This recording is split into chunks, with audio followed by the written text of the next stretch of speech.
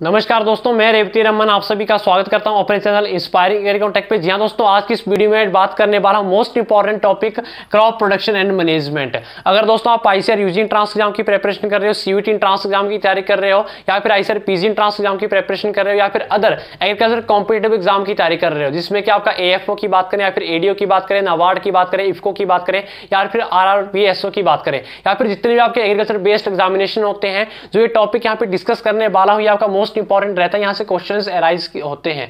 और दोस्तों अगर हम यहाँ पे बात करें, ये एग्रोनॉमी का बेसिक टॉपिक है। इसके बाद जो एग्रोनॉमी के crop production technology, rabi crops and kharif crops के ऊपर आपको सभी क्रॉप्स के ऊपर यहाँ पे वीडियोस आपको इस चैनल के माध्यम से मिलने वाली है। और दोस्तों अगर हम यहाँ पे बात करें तो इससे पहले एग्रोनॉमी के 6 लेक्चर्स में डिस्कस कर चुका हूँ, जिसकी वीडियोस यहाँ पे चैनल पे, इसी चैनल पे अवेलेबल है, प्लेलिस्ट बनी हुई है। अगर आपने वो अभी तक नहीं देखी है, डिस्क्रिप्शन बॉक्स में लिंक दे दिया है, तो उनको आप देख लीजिएगा, काफी हेल्प आपको मिल जाएगी। बाकी एग्रोनॉमी का ये लेक्चर नंबर 7 यहाँ पे डिस्कस करने जा रहा हूँ, जिसमें कि जो टॉपिक हमारा आज का है वो है यहाँ पे क्रॉप प्रोडक्शन एंड मैनेजमेंट। तो चलिए दोस्तों, यहाँ पे हम टॉपिक को डिस्कस कर लेते हैं। टॉपिक हमारा है क्रॉप प्रोडक्शन एंड मैनेजमेंट। अगर हम बात करें, क्रॉप को हिंदी में कहा जाता है फसल कहा जाता है।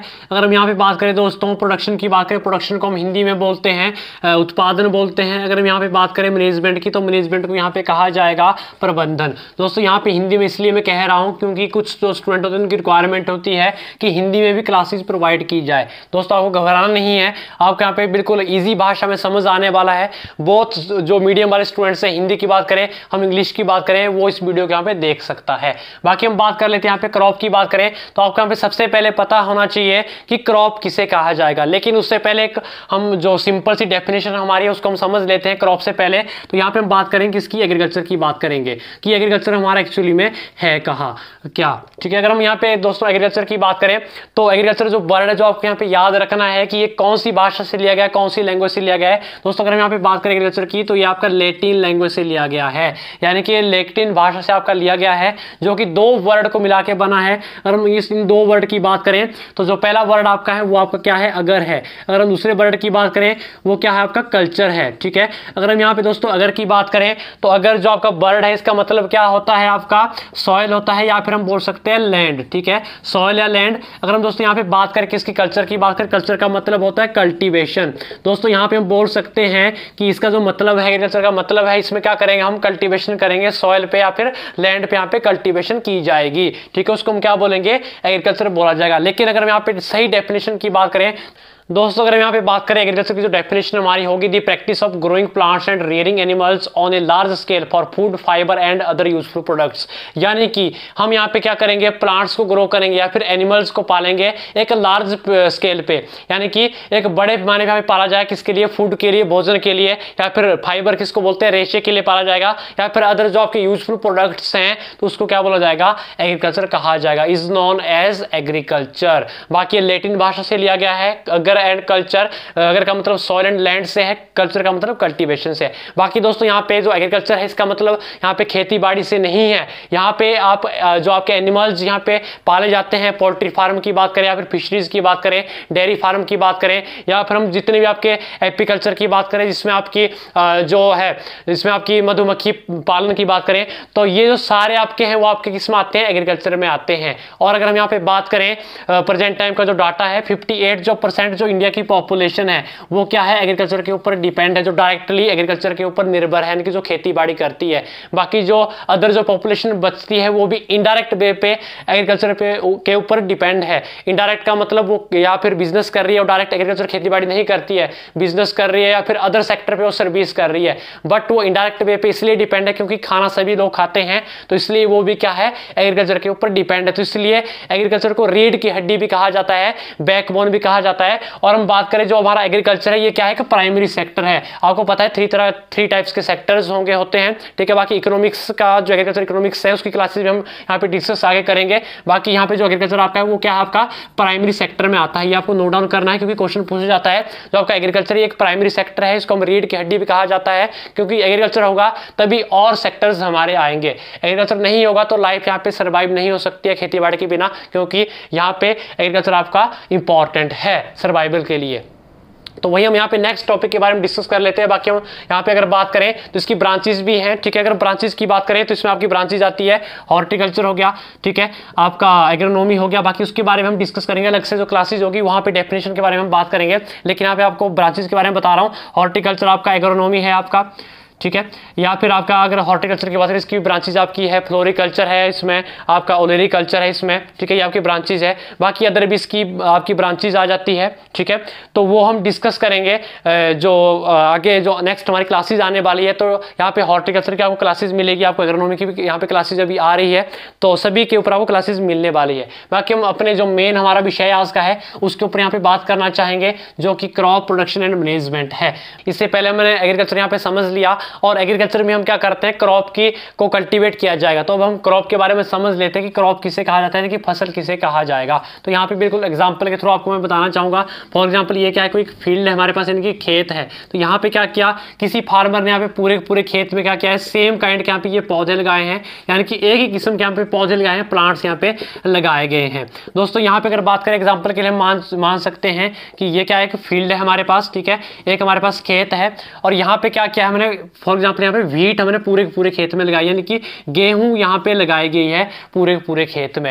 अगर हम यहाँ पे बात करें, यहाँ पे जो आपके जो प्लांट है वो क्या है, सेम काइंड के प्लांट, यानी कि एक ही किस्म के यहाँ पे सेम काइंड ऑफ प्लांट्स यहाँ पे लगाए गए हैं, यानी कि एक ही तरह के यहाँ पे पौधे यहाँ पे लगाए गए हैं पूरी फील्ड पे। दोस्तों अगर हम यहाँ पे फसल की बात करें, अगर किसी लार्ज स्केल पे यानी कि बड़े पैमाने पे सेम काइंड ऑफ प्लांट्स, यानी कि एक ही तरह के प्लांट्स, एक ही तरह के पौधे लगाए जाए पूरे बड़े पैमाने पे, तो उसको हम क्या बोलेंगे, फसल बोलेंगे। ध्यान रहे दोस्तों, यहाँ पे फसल की अगर बात करें या फिर क्रॉप की बात करें, डेफिनेशन आपको ध्यान से यहाँ पे समझ लेनी है।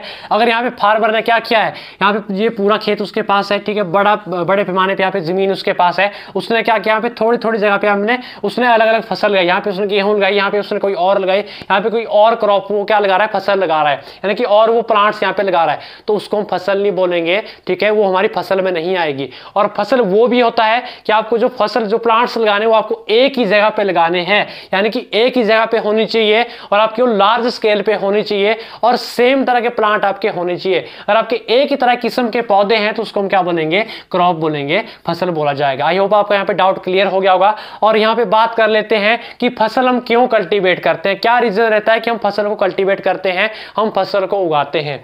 दोस्तों यहाँ पे रीजन आपके 3 रीजन होते हैं, ठीक है, 3 रीजन हो सकते हैं। फर्स्ट रीजन की बात करें तो यहाँ पे फूड के पर्पज से हम क्या करते हैं, फसल को कल्टीवेट करते हैं। फूड की बात करें, इसको हम क्या बोलते हैं, हिंदी में भोजन बोला जाता है, ठीक है, भोजन के लिए हम फसल को लगाते हैं, फसल को कल्टीवेट करते हैं। दूसरा जो रीजन दोस्तों हमारा है वो क्या है, हमारा फाइबर है, ठीक है। फाइबर की अगर बात करें, जिसको हम क्या बोलते हैं, रेशा बोलते हैं, जिससे हम क्या बनाते हैं, कपड़े वगैरह बनाते हैं, ठीक है, जो आप पहनते हो, ठीक है। तो वो क्या कपड़े हैं वो किससे आते हैं, फाइबर से आते हैं। वो भी कहां से आते हैं, क्रॉप से आते हैं, फसल से आते हैं। तीसरे रीजन की बात करें, तीसरा जो रीजन हो सकता है वो क्या हो सकता है, आपका फोडर हो सकता है। अगर हम फोडर की बात करें, इसको हिंदी में कहा जाएगा चारा कहा जाएगा, यानी कि जो पशुओं के लिए दिया जाता है। तो यहाँ पे 3 रीजन से फसल को उगाते हैं हम, ठीक है, फूड के पर्पज से, फाइबर के पर्पज से, पाउडर के पर्पज से उगाया जाता है। बाकी आप इसको नोट डाउन भी कर लीजिएगा। बाकी अगर डेफिनेशन आपको लिखनी हो तो डेफिनेशन आप लिख सकते हो। चलिए यहाँ पे डेफिनेशन के बारे में देख लेते हैं। क्रॉप की, plants of the same kind, यानी कि सेम एक ही तरह के पौधे होंगे, एक ही किस्म के पौधे होंगे, मैन कल्टीवेटेड, जो यहाँ पे कल्टीवेट किए जाएंगे एट द सेम प्लेस, एक ही जगह पे किए जाएंगे। यानी कि अगर बात करें आपने थोड़ी सी जगह पे यहाँ पे लगाया, फिर आपने दूसरे तीसरे खेत बाद लगाया है, तो उसको हम क्रॉप नहीं बोलेंगे, ठीक है। सेम प्लेस में होनी चाहिए, ऑन ए लार्ज स्केल, बड़े पैमाने पे होनी चाहिए, ठीक। किसके पर्पज से उसको उगाएंगे हम, फूड के पर्पज से, पाउडर के पर्पज से, या फिर हम फाइबर के पर्पज से लगाएंगे, या फिर अदर यूजफुल प्रोडक्ट्स के पर्पज से उसको लगाया जाएगा, उसको क्या बोलेंगे हम, क्रॉप कहा जाएगा, यानी कि फसल उसको कहा जाएगा। इसके बारे में यहाँ पे फील्ड की बात करें तो a wide area of land where a crop is cultivated is called field, यानी कि एक ऐसा बड़ा एरिया है, ठीक है, ऐसा बड़ा एरिया है, किसका, लैंड का एरिया है, जहां पे हम क्या करते हैं, क्रॉप को कल्टीवेट करते हैं, फसल को उगाते हैं, उसको क्या बोलते हैं, फील्ड बोलते हैं। फॉर एग्जांपल क्या है, ये क्या हमारे पास एक बड़ा एरिया है, यहाँ पे क्या करते हैं हम, लार्ज स्केल पे हम क्या करते हैं, यहाँ पे क्रॉप को लगाते हैं, यानी कि फसल को यहाँ पे लगाया जाता है। इस एरिया पे जो ये एरिया है, इस एरिया को क्या बोलते हैं हम, इस एरिया को बोला जाता है फील्ड बोला जाता है, यानी कि क्षेत्र जिसको हिंदी में बोलते हैं, ठीक है। आपको यहाँ पे आई होप क्लियर हो गया होगा, क्रॉप क्या होता है, फील्ड क्या होता है। आपको अच्छे से यहाँ पे इसको नोट डाउन कर लीजिए, क्योंकि नोट्स प्रिपेयर कर लीजिएगा, आपके इंपॉर्टेंट है। दोस्तों यहाँ पे हमने एग्रीकल्चर के बारे में जान लिया, क्रॉप्स के बारे में जान लिया, फील्ड क्या होती है उसके बारे में हमने यहाँ पे जान लिया। तो यहाँ पे देख लेते हैं कि जो क्रॉप्स हैं, ठीक है, उसकी वो क्यों महत्वपूर्ण है, वो क्यों इंपॉर्टेंट है हमारे लिए। अगर हम क्रॉप्स की बात करें तो वो इसलिए महत्वपूर्ण है, आप जो भी काम करते हो, यानी कि कोई भी आप काम करते हो, ठीक है, कोई वर्क आप करते हो तो उसके लिए आपको किसकी जरूरत होती है, आपको एनर्जी की होती है, ठीक है। जो एनर्जी की आपको जरूरत होती है, एनर्जी कहाँ से आती है, आपको फूड से आती है, भोजन से आती है। तो भोजन कहाँ से मिलता है आपको, वो आपको मिलता है क्रॉप से, यानी कि फसल से मिलता है, ठीक है। हम काम की बात करें, कोई भी कार्य आप करते हो, ठीक है, उसके लिए आपको ऊर्जा की जरूरत होती है, ठीक है। जो ऊर्जा आपकी आती है वो किससे आती है, भोजन से आती है, ठीक है। अगर भोजन की बात करें तो भोजन किससे आता है आपका, वो आपका फसल से आता है, ठीक है। तो अल्टीमेटली जो हमारी क्रॉप से जो हमारी फसल है वो क्या है, इंपॉर्टेंट है। अगर फसल को हम कल्टीवेट करेंगे तभी हमें फूड मिलेगा, भोजन मिलेगा। अगर हमें भोजन मिलेगा तभी हमें ऊर्जा मिलेगी, एनर्जी मिलेगी। अगर हमें एनर्जी मिलेगी तभी हम कोई काम कर पाएंगे, ठीक है। अगर हमें एनर्जी नहीं मिलेगी, जो हमारे सेल्स हैं, जो हमारे टिश्यू है, उनकी डेथ हो जाएगी, अल्टीमेटली इंसान सर्वाइव नहीं कर पाएगा। तो इसलिए क्या है जी, क्रॉप्स हमारे लिए इंपॉर्टेंट है, ठीक है। इसका आपको यहाँ पे ध्यान रखना है। बाकी इसकी क्लासिफिकेशन के बारे में नेक्स्ट यहाँ पे डिस्कस करेंगे हम। तो चलिए नेक्स्ट हम बात करें यहाँ पे क्लासिफिकेशन ऑफ क्रॉप्स, यानी कि क्रॉप्स को हम यहाँ पे क्लासीफाई कर सकते हैं। अगर हम यहाँ पे क्लासिफिकेशन की बात करें, जो फर्स्ट हमारी क्लासिफिकेशन है, classification of crops according to the crop produce, यानी कि क्रॉप को हम जो प्रोड्यूस कर रहे हैं, ठीक है, हमने कौन सी क्रॉप्स लगाई है, सीरियल क्रॉप्स लगाई है, पल्सेस लगाई है, ऑयल सीड क्रॉप्स लगाई है, रूट क्रॉप्स लगाई है, शुगर क्रॉप्स लगाई है, प्लांटेशन क्रॉप्स लगाई है। तो उसके बेसिस पे हम क्या करते हैं, क्रॉप्स को क्लासीफाई करते हैं। ये हमारा क्या है, फर्स्ट क्लासिफिकेशन का टाइप है। तो यहाँ पे टाइप ऑफ क्रॉप लिखा गया है, यहाँ पे एग्जांपल्स लिखे गए हैं। यहाँ पे दोस्तों हम बात करें, यहाँ पे सबसे पहले जो हमारी क्रॉप है, कौन सी क्रॉप है, सीरियल क्रॉप्स, ठीक है। अगर हम सीरियल की बात करें, सीरियल जो हमारी अनाज वाली फसलें होती हैं उनको हम अलग से क्लासीफाई करते हैं, ठीक है। उसमें जो एग्जाम्पल्स हमारे आते हैं, कौन कौन सी क्रॉप्स ऐसी है जो सीरियल क्रॉप्स हैं, वो हमारी है व्हीट क्रॉप है, गेहूं है, बार्ले है, राइस है, मेज है, ओट्स है, ठीक है, मिलेट्स है, राय है। क्वेश्चन पूछे जाते हैं, नोट डाउन कर लीजिएगा, ठीक है। सीरियल क्रॉप्स यहाँ पे दी गई है। बाकी हम पल्सेस की बात करें, जिसमें आपकी बीन्स आती है, ग्राम आता है, पीस आता है, मटर आता है। ध्यान रहे, जो मटर है ये वेजिटेबल क्रॉप्स में नहीं आता है, ठीक है, ये आपका पल्सेस में आता है। अगर हम बात करें यहाँ पे ऑयल सीड क्रॉप्स की, ऐसी क्रॉप्स जो हमें तेल देती है, उसके जो सीड है वो हमें तेल देते हैं, भी ऑयल देते हैं। तो उसमें कौन सी आती है, सनफ्लावर है, मस्टर्ड है, ग्राउंड नट है। इससे हमें क्या मिलता है, ऑयल मिलता है, ठीक है। इनको हमने अलग से रखा गया है। और बाकी हम बात करें यहाँ पे रूट क्रॉप्स की बात करें तो इसमें हमारी स्वीट पोटैटो आती है रूट क्रॉप में। बाकी हम बात करें ट्यूबर क्रॉप्स की बात करें तो पोटैटो हमारी क्या आती है, ट्यूबर क्रॉप्स में आती है, ठीक है। बाकी ये जो जितने भी यहाँ पे फसलें मैंने बताई, इसके बारे में हर एक फसल के ऊपर आपको एक एक वीडियो आपको मिलती जाएगी, यानी कि बीट के ऊपर अलग से आपको वीडियो मिलेगी, ठीक है, राइस के ऊपर अलग से आपको वीडियो मिलेगी, मेज के ऊपर अलग से मिलने वाली है। जितने भी क्रॉप्स में यहाँ पे डिस्कस कर रहा हूँ, इसके ऊपर आपको क्रॉप प्रोडक्शन टेक्नोलॉजी की वीडियोस यहाँ पे मिलने वाली है और कैसे इसकी मैनेजमेंट आपने करनी है। बाकी उसके लिए आपको चैनल को बिल्कुल यहाँ पे सब्सक्राइब करके रखना है। चलिए दोस्तों, यहाँ पे नेक्स्ट की हम बात करें तो शुगर क्रॉप्स आपकी होती है, जिसमें आपकी बीट रूट आती है, शुगर केन आती है, जिससे हमें शुगर मिलती है, चीनी मिलती है। बाकी हम यहाँ पे बात करें प्लांटेशन क्रॉप्स की या फिर कैश क्रॉप्स की। कैश का मतलब है जो नगदी फसलें होती हैं, ठीक है, जो हमें तुरंत पैसा देती है। उसमें हमारी टी आती है, चाय आती है, कॉफी आती है, कोकोनट आती है, रबर आती है, ठीक है। बाकी जो वेजिटेबल क्रॉप्स भी है उसको उनको हम कैश क्रॉप बोला जाता है, क्योंकि वो भी नगदी फसलें हैं जो कि तुरंत हमें पैसा देती है।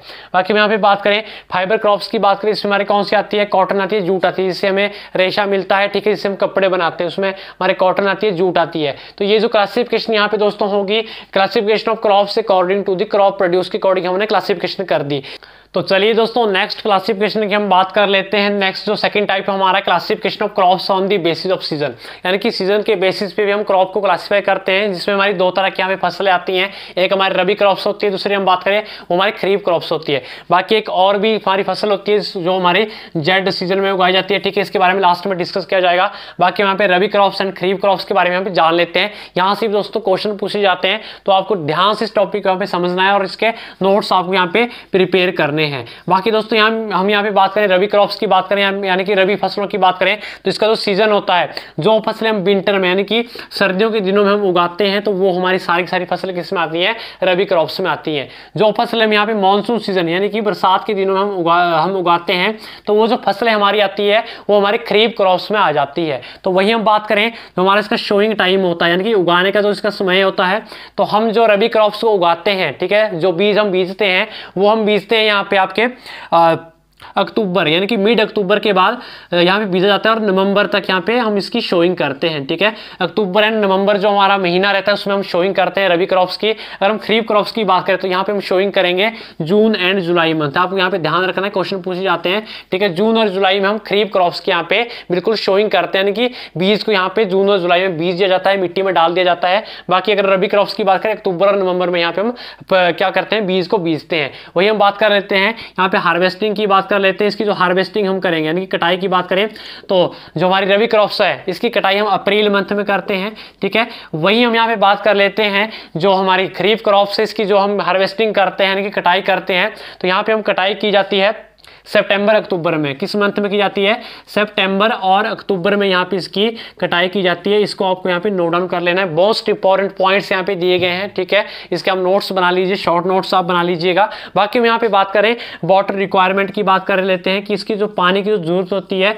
कौन से सीजन वाली क्रॉप्स को ज़्यादा जरूरत होती है। बाकी अगर वाटर रिक्वायरमेंट की बात करें तो यहाँ पे जो रबी क्रॉप्स है इसके लिए लेस अमाउंट में चाहिए होता है पानी। ठीक है, इसके लिए जो पानी की जरूरत होती है यहाँ पे आपका हाई अमाउंट में क्या चाहिए होता है, पानी चाहिए होता है, क्योंकि बरसात के मौसम में जो फसलें उगाई जाती है वहां पे आपका हाई अमाउंट में यहाँ पे पानी की जरूरत पड़ती है। ठीक है, तो यहाँ पे आपका ज्यादा पानी चाहिए होता है खरीफ क्रॉप्स के लिए। अगर हम रबी क्रॉप्स की बात करें तो यहाँ पे आपका कम पानी में भी ये क्रॉप्स आपकी हो जाती है। बाकी यहाँ पे एग्जाम्पल से भी क्वेश्चन पूछे जाते हैं। ठीक है, अगर हम एग्जाम्पल की यहाँ पे बात करें जो हमारे रबी क्रॉप्स हैं जो यहाँ पे विंटर सीजन में उगाई जाती है उसमें हमारी आती है व्हीट आती है। ठीक है, गेहूं आती है।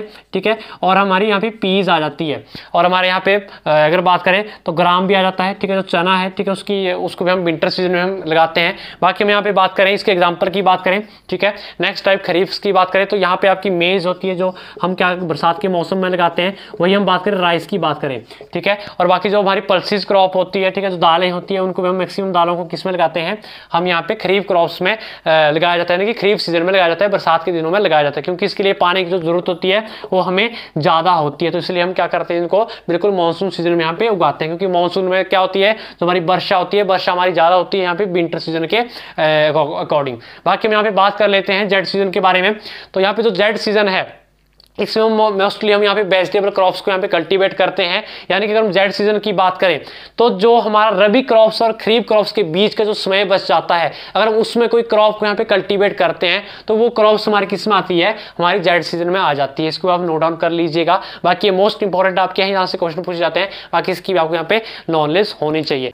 दोस्तों यहाँ पे हम नेक्स्ट क्लासिफिकेशन की बात कर लेते हैं, जो कि थर्ड हमारा क्लासिफिकेशन है, classification of crops on the basis of purpose. ठीक है, पर्पस के बेसिस पे हम क्रॉप्स को क्लासिफाई करेंगे।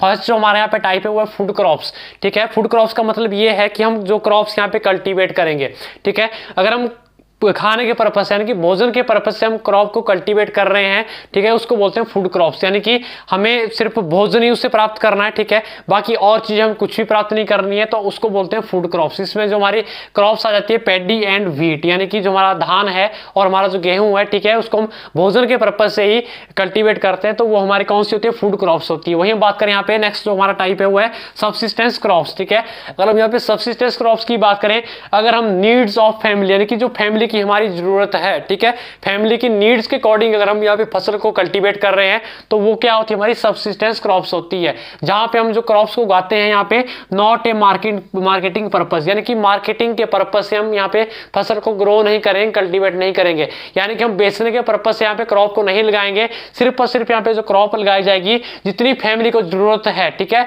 उतनी यहाँ पे क्रॉप लगाई जाएगी। फॉर एग्जाम्पल 4 या 5 मेंबर एक फैमिली में होते हैं, ठीक है, अगर 4 या 5 मेंबर किसी फैमिली में है तो फॉर एग्जांपल वो एक साल में 5 क्विंटल चावल खाते हैं, राइस खाते हैं, ठीक है, तो वो क्या करेंगे, 5 क्विंटल चावल को ही लगाएंगे, उससे ज्यादा चावल वो नहीं लगाएंगे, यानी कि अपने यूज के लिए, अपनी नीड्स के लिए वो फसल को अगर ग्रो कर रहे हैं तो उसको बोलते हैं सब्सिस्टेंस क्रॉप्स बोलते हैं। लेकिन अगर हम यहाँ पे सब्सिस्टेंस क्रॉप्स की बात करें तो ये बहुत पहले की जाती थी, ठीक है, तो आजकल के दिनों में बहुत ही कम आपको यहाँ पे सब्सिस्टेंस क्रॉप्स आपको देखने को मिलेगी। बाकी हम यहाँ पे बात कर लेते हैं कैश क्रॉप्स की बात कर लेते हैं, ठीक है, वो क्रॉप्स, ठीक है, जो कल्टीवेट की जाती है किसके पर्पज से, सेल के पर्पज से और प्रॉफिट के पर्पज से, यानी कि बेचने के, मार्केटिंग के पर्पज से, जिससे हम कुछ प्रॉफिट लेते हैं, पैसा कमाते हैं, ठीक है, वो क्या होती है, हमारी कैश क्रॉप्स होती है, ठीक है। एग्जांपल हमारी कॉटन आ जाती है, कोकोनट आ जाती है, वेजिटेबल क्रॉप्स हमारी आ जाती है, ठीक है, फ्रूट क्रॉप्स हमारी आ जाती है, ठीक है, जिसको हम बेचते हैं मार्केट पे, ठीक है, यानी कि सेल करते हैं, फिर प्रॉफिट उससे कुछ गेन करते हैं, तो वो हमारी कौन सी क्रॉप्स होती है, वो हमारे यहाँ पे कैश क्रॉप्स होती है, ठीक है।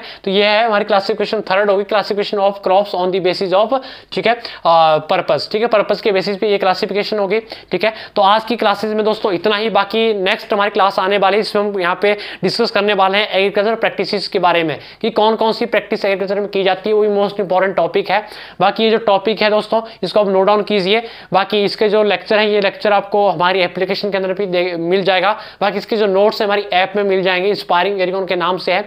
बाकी मिलते हैं नेक्स्ट वीडियो में, तब तक के लिए दोस्तों ऐसी वीडियोस के लिए आप चैनल को सब्सक्राइब करना ना भूलिएगा, और बाकी टेलीग्राम पे ज्वाइन रहिए, वहाँ पे भी आईसीआर के रिकॉर्डिंग आपको नोट्स मिलते रहते हैं, क्विज वहाँ पे हम वहाँ पे करवाते हैं, तो वहाँ पे आप बिल्कुल ज्वाइन रहिएगा। और बाकी इंस्टाग्राम पे, अदर सोशल मीडिया प्लेटफॉर्म पे आप फॉलो कर सकते हैं। बाकी मिलते हैं नेक्स्ट अपडेट के साथ, तब तक के लिए इस जानकारी के लिए हमारे चैनल को सब्सक्राइब करके बेल आइकन को प्रेस करना ना भूलें, ताकि दोस्तों समय समय पर मेरी नेक्स्ट वीडियो की नोटिफिकेशन आप तक सबसे पहले पहुंचे। धन्यवाद।